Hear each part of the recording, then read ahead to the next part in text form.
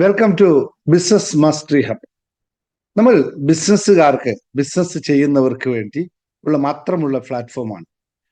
ബിസിനസിന്റെ പല രൂപത്തിലുള്ള, പല രീതികളിലുള്ള, പല മെത്തേഡുകളെ പഠിക്കാനും അതിനെ വളരെ അനായാസേനയായി നമ്മൾ ആഗ്രഹിക്കുന്ന ബിസിനസ് എത്തിക്കാനും, നമ്മുടെ ബിസിനസ്സിനെ അറിയാനും അറിഞ്ഞുകൊണ്ട് നമ്മുടെ ബിസിനസ് ചെയ്യാനും വേണ്ടിയിട്ടാണ് ഈ ബിസിനസ് മാസ്റ്ററി ഹബിന്റെ രൂപീകരണം.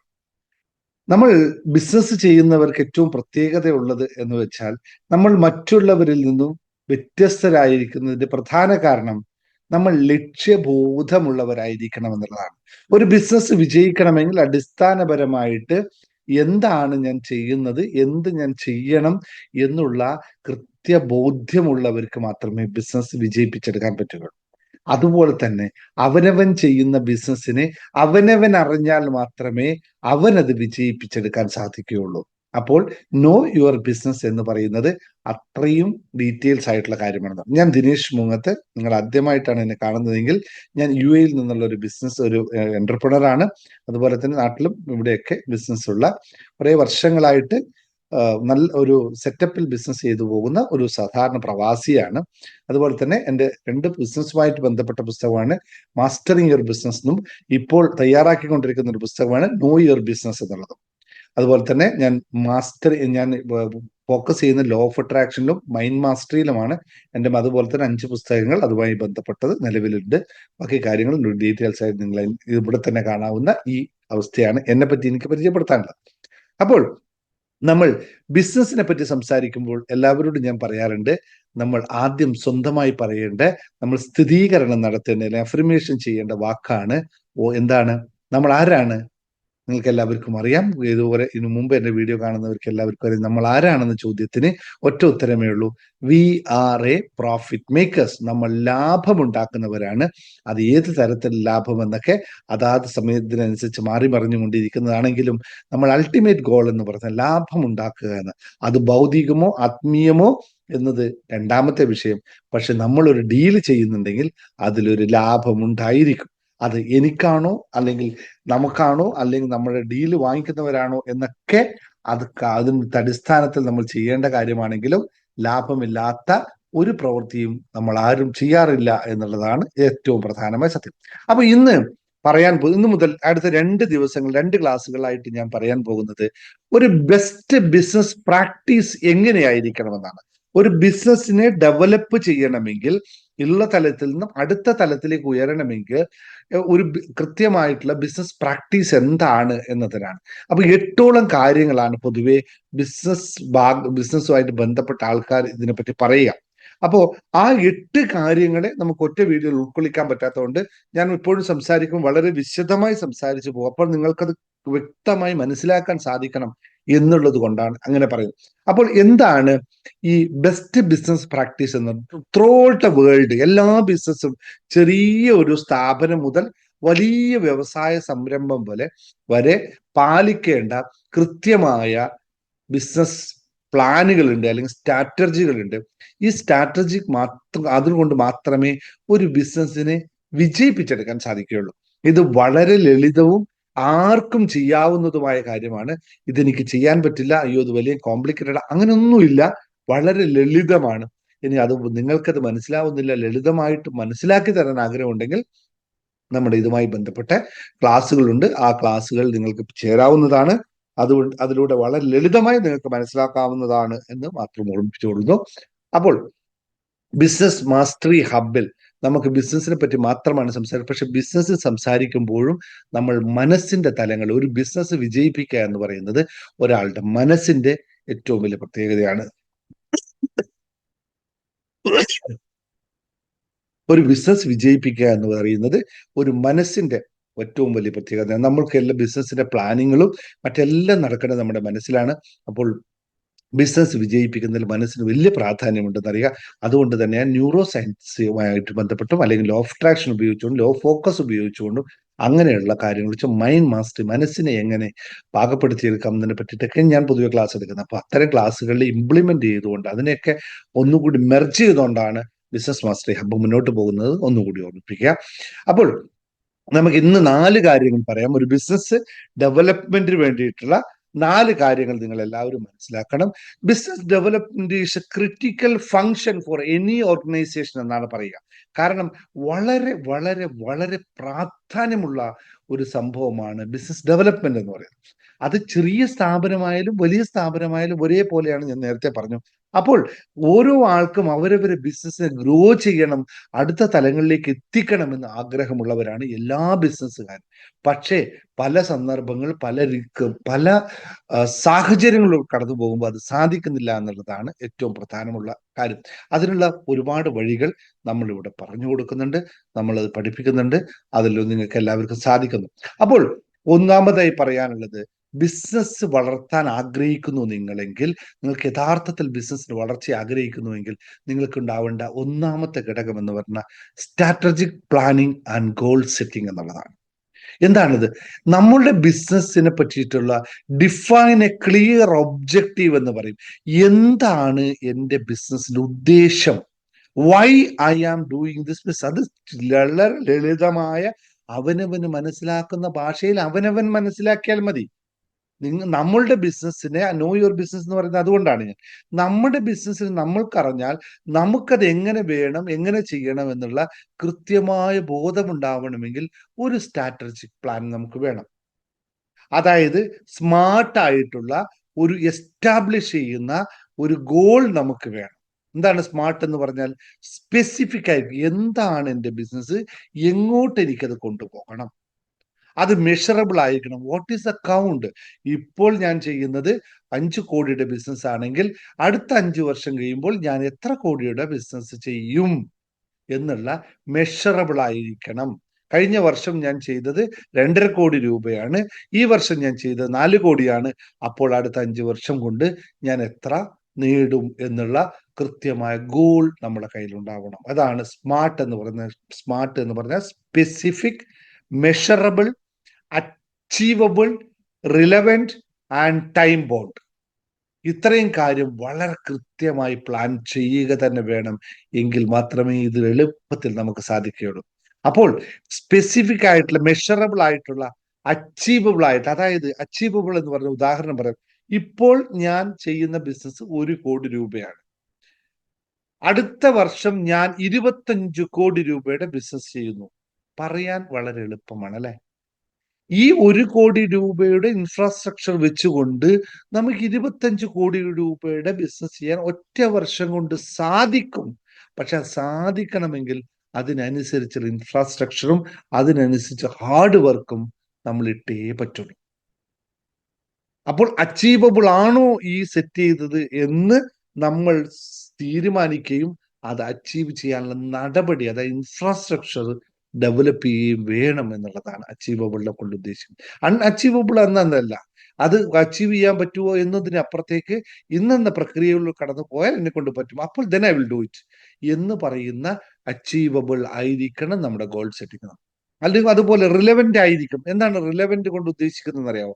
നമ്മളിപ്പോൾ ചെയ്തുകൊണ്ടിരിക്കുന്നത് ഒരു ചെറുകിട സ്ഥാപനം, അല്ലെങ്കിൽ നമ്മളിപ്പോൾ ചെയ്തത് ഒരു ചെറുകിട സ്ഥാപനമാണെന്ന് കരുതി, അല്ലെങ്കിൽ അതിനകത്ത് നമ്മൾ പറയുന്നത് ഒരു പലചരക്ക് കടയാണ്, എളുപ്പത്തിൽ പറയാം, ഒരു പലചരക്ക് കടയാണെന്ന് കരുതിക്കും. ആ പലചരക്ക് കടയിൽ ഇപ്പൊ മാസം 25 ലക്ഷം രൂപയുടെ കച്ചവടം നടക്കുന്നത്. സൂപ്പർ മാർക്കറ്റാണ്, മാസം 25 ലക്ഷം രൂപയുടെ ബിസിനസ് ചെയ്യുന്നു. അതേ ആള് പ്ലാൻ ചെയ്യുന്നു, അടുത്ത 5 വർഷം കൊണ്ട് ഞാനത് ഒരു മാസം 50 ലക്ഷം രൂപയുടെ ബിസിനസ് ചെയ്യാൻ പറ്റുന്നു എന്നുള്ള സ്പെസിഫിക് ആയിട്ടുള്ള, മെഷറബിൾ ആയിട്ടുള്ള, അച്ചീവബിൾ ആയിട്ടുള്ള ഗോൾ സെറ്റ് ചെയ്യുന്നു. എന്നിട്ട് അയാൾ എടുക്കുന്ന ആക്ഷൻ, അയാൾ പോയിട്ട് ഈ 50 ലക്ഷത്തെ ടാർഗറ്റ് അച്ചീവ് ചെയ്യാനായി പോയിട്ട് റിയൽ എസ്റ്റേറ്റ് ബിസിനസ് തുടങ്ങുന്നു. അപ്പോൾ എന്ത് സംഭവിക്കും? ഇതാണ് റിലവന്റ് എന്ന് പറയുന്നത്. ഇതുമായിട്ട് ബന്ധപ്പെട്ട് അതിനെയാണ് ഉയർത്തിയെങ്കിൽ അതുമായിട്ട് ബന്ധപ്പെട്ടിടണം. ആ അക്കൗണ്ട് കൊണ്ടുവന്നിട്ട് നിങ്ങൾക്ക് ഇവിടെ ഇതില് സൂപ്പർ മാർക്കറ്റിൽ ഇടാൻ പറ്റില്ലല്ലോ. അപ്പോൾ നമ്മൾ ആകെ ടെൻസ്ഡ് ആയിപ്പോവും. അപ്പൊ റിലവന്റ് ആയിരിക്കണം നമ്മൾ ചെയ്യുന്നത് എന്നുള്ളത് ഒന്ന് ഓർമ്മിപ്പിച്ചു. ഇത് ഇങ്ങനെയൊന്നല്ല, ഞാൻ എളുപ്പത്തിൽ ലളിതമായി പറഞ്ഞു എന്ന് മാത്രമേ ഉള്ളൂ. ഇതിന് മറ്റൊരു രൂപത്തിലാണ് ശരിക്കും ബിസിനസ് ലോകം പറയുക. പക്ഷെ ഞാൻ വളരെ ലളിതമായി പറയാൻ വേണ്ടിയിട്ട് ഇങ്ങനെ പറഞ്ഞു എന്ന് മാത്രമേ ഉള്ളൂ. പിന്നെ അഞ്ചാമത്തെ കാര്യം എന്ന് വെച്ചാൽ ടൈം ബൗണ്ട് ആയിരിക്കും. എപ്പോഴാണ് നിങ്ങൾ ഈ ബിസിനസ് നേടുക? ഞാൻ നേരത്തെ പറഞ്ഞു, ഈ വർഷം 5 ലക്ഷം രൂപയുടെ ബിസിനസ്സാണ്, അടുത്ത വർഷം എനിക്ക് 25 ലക്ഷം രൂപയാണ്. അപ്പൊ അടുത്ത വർഷം എന്നൊരു ഡിസംബർ 31 2026 ആകുമ്പോൾ ആ ഫൈനാൻഷ്യൽ ഇയർ ഞാൻ ക്ലോസ് ചെയ്യുമ്പോൾ, അതാണ് ഫൈനാൻഷ്യൽ ഇയർ എങ്കിൽ, ആ ക്ലോസ് ചെയ്യുമ്പോൾ ഞാൻ 25 കോടിയുടെ ബിസിനസ് ചെയ്തിരിക്കുമെന്നുള്ള ടൈം ബോണ്ട് ഉണ്ടാവും. അപ്പൊ goals for your business development efforts വെച്ചുകൊണ്ട് മാത്രമേ മുന്നോട്ട് പോകാൻ പറ്റുകയുള്ളൂ എന്നുള്ള തിരിച്ചറിവ് എല്ലാ ബിസിനസ്സുകാർക്കും പറ്റും. അതൊരു നിങ്ങളൊരു എന്താ പറയാ തട്ടുകടയാണോ, ഇസ് ഇറ്റ് പോസിബിൾ? നിങ്ങളൊരു ജ്യൂസ് ഷോ കടയാണോ, ഇസ് ഇറ്റ് പോസിബിൾ? നിങ്ങളൊരു റെസ്റ്റോറൻ്റ് നടത്തുന്നത് പോസിബിൾ? നിങ്ങൾ ഒരു കോസ്മെറ്റിക്സ് ഷോപ്പാണ് നടത്തുന്നത്, അതും പോസിബിൾ ആണ്. എന്നുമല്ല, നിങ്ങളൊരു ബ്യൂട്ടി പാർലറാണ് നടത്തുന്നത്, അതിലും പോസിബിൾ ആണ്. അപ്പോൾ എന്താണ്, it's could be include revenue target. നിങ്ങൾ റവന്യൂ എത്ര കിട്ടണമെന്ന് വെക്കണം, മാർക്കറ്റിന്റെ എക്സ്പാൻഷൻ അറിയണം, കസ്റ്റമറിന്റെ അക്വസിയേഷൻ അറിയണം, പാർട്ട്ണർഷിപ്പ് ഡെവലപ്മെന്റ്. ഇതൊക്കെ വളരെ കേൾക്കുമ്പോൾ നിങ്ങൾക്ക് വലിയ പദങ്ങളായിട്ട് തോന്നും. ഇതൊന്നുമില്ല, വെറുതെ സിമ്പിളായിട്ട് പറയാം. എത്ര ലാഭം കിട്ടും എന്ന് ചിന്തിക്കണം. എത്ര എൻ്റെ ഈ മാർക്കറ്റിൽ ഞാൻ എത്രത്തോളം വാല്യൂ ഉണ്ടെന്ന് മനസ്സിലാക്കണം. ഞാനൊരു ബ്യൂട്ടി പാർലർ, 5 ബ്യൂട്ടി പാർലറിലെ ഒരു ടൗണിൽ ഞാനൊരു ബ്യൂട്ടി പാർലർ നടത്താണ്. അപ്പൊ എൻ്റെ ബ്യൂട്ടി പാർലറിന്റെ വില ഈ 5 ബ്യൂട്ടി പാർലറിൽ എത്രാമത്തതാണ്. ഇതാണ് മാർക്കറ്റ് എക്സ്പാൻഷൻ എന്ന് പറയുന്നത്. വളരെ ലളിതമാണ്. അപ്പൊ കസ്റ്റമർ അക്വസിയേഷൻ, ഞാനിത് എത്ര ടൈപ്പ് കസ്റ്റമർ എത്ര പ്രാവശ്യം റിപ്പീറ്റഡ് ആയി വരുന്നു, അവർ വീണ്ടും വീണ്ടും എനിക്ക് റിട്ടേൺ ചെയ്യാൻ പറ്റുന്നുണ്ടോ, ഇതാണ് കസ്റ്റമർ അക്വിസിഷൻ. ഇനി പാർട്ട്ണർഷിപ്പ് ഡെവലപ്മെന്റ് എന്ന് പറയുന്നത്, നമ്മൾ ബ്യൂട്ടി പാർലർ നടത്തുന്നത് നമുക്ക് അടുത്ത കോസ്മെറ്റിക് ഷോപ്പുമായിട്ട് ഒരു ടൈ അപ്പ് ഉണ്ടാക്കാൻ പറ്റും. അവിടെ കോസ്മെറ്റിക് മേടിക്കാൻ വരുന്നവരെ ബ്യൂട്ടി പാർലർ പറഞ്ഞാൽ ബ്യൂട്ടി പാർലറിൽ വരുന്നവർ കോസ്മെറ്റിക് മേടിക്കാൻ പറ്റും. ഇതാണ് പാർട്ട്ണർഷിപ്പ്. വളരെ ലളിതമായി പറഞ്ഞുകൊണ്ട്. അപ്പോൾ ഇത് വളരെ കൃത്യമായി ശ്രദ്ധിക്കണം. അപ്പോൾ ഒരു പ്ലാൻ ഉണ്ടാവണം എന്നുള്ളതാണ്. ഒരു ബിസിനസ് ഡെവലപ്മെന്റ് പ്ലാൻ നിങ്ങൾ തയ്യാറാക്കണം. സാധിക്കുന്നില്ലെങ്കിൽ നമ്മൾ ഹെൽപ്പ് ചെയ്യാം എന്ന് മാത്രമാണ് പറയുന്നത്. അതുപോലെ തന്നെ നമ്മൾ മനസ്സിലാക്കേണ്ട, ഇത് സ്ട്രാറ്റജിക് പ്ലാനിൽ തന്നെ മനസ്സിലാക്കേണ്ട കാര്യമാണ്, സോട്ട് അനലൈസ് എന്ന് പറയുന്ന സാധനമുണ്ട്. അതായത് നിങ്ങളുടെ സ്ട്രെങ്ത് എന്താണെന്ന് അറിയുക, നിങ്ങളുടെ വീക്ക്നെസ് എന്താണെന്ന് അറിയുക, നിങ്ങൾ സാധ്യതകളെ പറ്റി അറിയുക, ഓപ്പർച്യൂണിറ്റീസ് എന്താണെന്ന് അറിയുക, അതുപോലെ ത്രെട്ട് എന്താണെന്ന് അറിയുക. ഈ ബിസിനസിന്റെ ബിസിനസ് വീക്ക്നെസ് എന്താണെന്ന് അറിയുക, ഈ ബിസിനസിന്റെ സ്ട്രെങ്ത് എന്താണെന്ന് അറിയുക, ഈ ബിസിനസിന്റെ സാധ്യത എന്താണെന്ന് അറിയുക, ഈ ബിസിനസിന്റെ ത്രെട്ടുകൾ എന്താണെന്ന് അറിയുക. ഇത് വളരെ നിർബന്ധമായി നമ്മൾ അറിഞ്ഞിരിക്കണം. അതുപോലെ തന്നെ അതിൽ തന്നെയുള്ള മൂന്നാമത്തെ കാര്യമാണ് create A business development plan. നിങ്ങൾക്കൊരു കൃത്യമായ പ്ലാൻ ഉണ്ടാവണം എങ്ങനെയാണ് മുന്നോട്ട് പോകേണ്ടത്. അപ്പോൾ സ്ട്രാറ്റജിക് പ്ലാനിങ് ആൻഡ് ഗോൾ സെറ്റിംഗ്സിൽ ഞാൻ 3 കാര്യങ്ങൾ പറഞ്ഞു. സ്മാർട്ട് ആയിരിക്കണം ഗോളുകൾ, സോട്ട് അനലൈസ് ഉണ്ടായിരിക്കണം, ബിസിനസ് ഡെവലപ്മെന്റ് പ്ലാൻ ഉണ്ടായിരിക്കണം. ഇനി രണ്ടാമത്തെ കാര്യം, അണ്ടർസ്റ്റാൻഡ് ദ മാർക്കറ്റിംഗ് അല്ലെങ്കിൽ മാർക്കറ്റ് അണ്ടർസ്റ്റാൻഡിങ് എന്ന് പറയും. നമ്മൾ ഈ പ്രൊഡക്റ്റ് കൊണ്ടുവെക്കുന്ന അല്ലെങ്കിൽ ഈ സ്ഥാപനം തുടങ്ങിയിരിക്കുന്ന മാർക്കറ്റിന്റെ കണ്ടീഷൻ എന്താണെന്ന് അറിയണം. This is A foundation of effective business development. gather and analyze data to understand market trends, customer needs, pain points and the competitive landscape. ഇത് വളരെ നിർബന്ധമായി അറിഞ്ഞിരിക്കണം. എന്താണ്, നമ്മൾ ഈ മാർക്കറ്റിലെ എന്താണ് ഈ നമ്മുടെ പ്രൊഡക്റ്റിന്റെ ട്രെൻഡ്, എന്താണ് കസ്റ്റമർക്ക് യഥാർത്ഥത്തിൽ ആവശ്യമുള്ളത്, കസ്റ്റമറുടെ പെയിൻ പോയിന്റ്, വേദനയുടെ അവസ്ഥ എന്ത് കിട്ടാതിരിക്കുമ്പോൾ കസ്റ്റമർ വേദനിക്കുന്നത്. ഒരു റെസ്റ്റോറന്റ് തുടങ്ങുന്നു, ആ റെസ്റ്റോറന്റ് തുടങ്ങുമ്പോൾ നമ്മൾ ലളിതമായി പറയാം, കസ്റ്റമറുടെ പെയിൻ പോയിന്റ് ഹങ്കർ ആണ് അല്ലെ. ആ ഹങ്കറിന് സാധ്യത എത്രത്തോളം അവിടെ ഉണ്ട് എന്നുള്ളത്. ആ ഹങ്കറിന് സാധ്യത ഉണ്ടാകുമ്പോൾ ഏത് ടൈപ്പാണ് അവിടുത്തെ ആൾക്കാർ പ്രിഫർ ചെയ്ത ഫുഡ്, വെജിറ്റേറിയൻ ആണോ, നോൺ വെജിറ്റാണോ, അല്ലെങ്കിൽ ഫാസ്റ്റ് ഫുഡാണോ, ഇതൊക്കെയാണ് കസ്റ്റമർ നീഡ്സ് എന്ന് പറയുന്നത്. ഇനി ആ മാർക്കറ്റിൽ എന്താണ് ട്രെൻഡായിട്ട് പോയിക്കൊണ്ടിരിക്കുന്നത്, ഫാസ്റ്റ് ഫുഡാണോ, ജ്യൂസ് ആണോ, ഫ്രൂട്ട്സ് ആണോ, അല്ലെങ്കിൽ ഐസ്ക്രീം ആണോ, what is trend there market, ഇതറിഞ്ഞിരിക്കണം. അതുപോലെ തന്നെ ഇതേ സ്ഥാപനങ്ങൾ മറ്റു നടത്തുന്നവർ കോമ്പറ്റീറ്റീവിന്റെ അവരുടെ സാധ്യത എന്താണ്, അവരെന്താണ് ഇവിടെ ചെയ്യുന്നത് എന്ന് കൃത്യമായി അറിയണം. അതിനാണ് മാർക്കറ്റ് അണ്ടർസ്റ്റാൻഡിങ് എന്ന് പറയുന്നത്. അതിൽ തന്നെ രണ്ടാമത്തെ കാര്യമാണ് ഡിഫൈൻ യുവർ ടാർഗറ്റ് ഓഡിയൻസ് എന്ന് പറയുന്നത്. നിങ്ങൾ ആരെയാണ് ഈ സാധനം വിൽക്കാൻ ഉദ്ദേശിക്കുന്നത്, ആർക്ക് കൊടുക്കാനാണ് ഉദ്ദേശിക്കുന്നത്, ഏതെങ്കിലും ആൾക്കാണോ? അല്ല, നിങ്ങൾ ഒരു റെസ്റ്റോറന്റ് തുടങ്ങുന്നു, നിങ്ങൾ ഏറ്റവും വില കുറഞ്ഞു കൊടുത്തിട്ട് ഏറ്റവും ലോ ക്ലാസ്, അതായത് ഏറ്റവും നമ്മുടെ സമൂഹത്തിലെ വളരെ താഴെ കിടക്കുന്ന ആൾക്കാരെ അട്രാക്ട് ചെയ്യാൻ വേണ്ടിയിട്ടാണോ നിങ്ങൾ ആ റെസ്റ്റോറന്റ് തുറന്നു വെച്ചിരിക്കുന്നത് എന്നറിയാം. അല്ല, മിഡിൽ ക്ലാസ് പീപ്പിൾസിന് വേണ്ടിയിട്ടാണോ, അല്ലെങ്കിൽ അപ്പർ ക്ലാസ് പീപ്പിൾസിന് വേണ്ടിയിട്ടാണോ നിങ്ങൾ ഈ റെസ്റ്റോറന്റ്. അപ്പൊ നിങ്ങളുടെ ആ റെസ്റ്റോറന്റിൽ വെക്കുന്ന വിഭവങ്ങളിലൊക്കെ അതനുസരിച്ച് മാറും അല്ലെ. വിഭവങ്ങൾ മാറും, അതിലുള്ള സാഹചര്യങ്ങൾ മാറും, അതിനനുസരിച്ച് ഫർണിച്ചർ മാറും, ഒക്കെ മാറും. എന്നാൽ മാറിയാൽ മാത്രമേ നമുക്ക് പറ്റുള്ളൂ. അപ്പോൾ നമ്മുടെ ടാർഗറ്റ് ഓഡിയൻസ് ആരാണെന്ന് അറിയണം.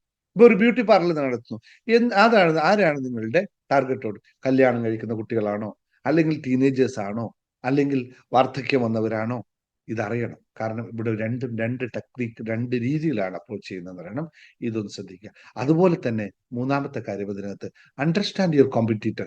നിങ്ങളുടെ ഈ മേഖലയിലുള്ള കോമ്പറ്റീറ്റർ എന്താണ്, അയാളുടെ സാധ്യത എന്താണെന്ന് കൃത്യമായി മനസ്സിലാക്കുക. അവരെന്താണ് അവരുടെ വീക്ക്നെസ് എന്താണ്, അവരെന്താണ് USP ആയി വിൽക്കുന്നത്, അവരെന്ത് പ്രൊജക്ട് ചെയ്തിട്ടാണ് വിൽക്കുന്നത്. USP എന്ന് പറഞ്ഞാൽ യൂണിക് സെല്ലിംഗ് പ്രൊപ്പോസിഷൻ എന്ന് പറയും. അതായത് അവർ ഏതെങ്കിലും ഒരു കാര്യത്തെ ഹൈലൈറ്റ് ചെയ്തിട്ടായിരിക്കും വിൽക്കുന്നത്. ആ സാധനം അവിടെ കച്ചവടം. ഇതെന്താണ്, ഇതറിയണം. ഈ കാര്യങ്ങളൊന്ന് മനസ്സിലാക്കി പോയി കഴിഞ്ഞാൽ നമുക്ക് ലളിതമായി തന്നെ നമ്മുടെ ബിസിനസ്സിനെ മുന്നോട്ട് കൊണ്ടുപോകാൻ സാധിക്കും. അപ്പൊ ഇന്നത്തെ ക്ലാസ്സിൽ ഈ 2 കാര്യങ്ങൾ മാത്രമേ പറയുള്ളൂ. എഴുതി വെക്കുക. ഡൗട്ട് ഉണ്ടെങ്കിൽ താഴെ കമന്റായിട്ട് ചോദിക്കുക. ഞാൻ അടുത്ത സെഷനിൽ ബാക്കി കാര്യങ്ങൾ പറയാം. അതായത് ഒന്നുകൂടി പറയാം, നമ്മുടെ ബിസിനസ്സിന്റെ അടുത്ത തലത്തിലേക്ക് കൊണ്ടുപോകുന്നതിന് വേണ്ടി നമുക്കുണ്ടായിരിക്കേണ്ട കാര്യങ്ങൾ 2 എണ്ണമാണ് പറഞ്ഞത്. അതായത് ഒന്ന്, മാർക്കറ്റ് അണ്ടർസ്റ്റാൻഡിങ്ങും, ആദ്യത്തേത് നമ്മൾ പറഞ്ഞത് strategic goals and strategic planning and goal settings എന്നുള്ളതാണ്. ഇത് രണ്ടും കൃത്യമായി മനസ്സിലാക്കി വെച്ചാൽ എല്ലാ ബിസിനസ്സും നമുക്ക് വിജയിപ്പിച്ചെടുക്കാൻ പറ്റും എന്നുള്ളതാണ് ഇപ്പോൾ പറയാനുള്ളത്. വളരെ ലളിതമായി പറയാൻ ശ്രമിച്ചു. ഇഷ്ടപ്പെട്ട താഴെ കമന്റ് ചെയ്യുക, നിങ്ങളുടെ ക്വസ്റ്റ്യൻ ചോദിക്കുക. എല്ലാവർക്കും നല്ലൊരു ദിവസം നേരുന്നു. ചാനൽ സബ്സ്ക്രൈബ് ചെയ്യാൻ മറക്കരുത്. ചാനൽ സബ്സ്ക്രൈബ് ചെയ്താൽ നമുക്ക് വീണ്ടും വീണ്ടും പുതിയ പുതിയ വീഡിയോകൾ ഇതിനകത്ത് വരും, നമുക്ക് ഇടാൻ പറ്റും. അപ്പൊ ഇഷ്ടപ്പെട്ട കാര്യം ഒന്ന് കമന്റ് ചെയ്യുക. അതുപോലെ തന്നെ നിങ്ങളുടെ ബിസിനസ് ഗ്രൂപ്പിലേക്ക് ഇതൊന്ന് ഷെയർ ചെയ്ത് കൊടുക്കുക. ആർക്കും ഗുണകരമായി മാറട്ടെ എന്ന് ആത്മാർത്ഥം വിശ്വസിച്ചുകൊണ്ട് Dinesh Mohan signing off. Thank you very much.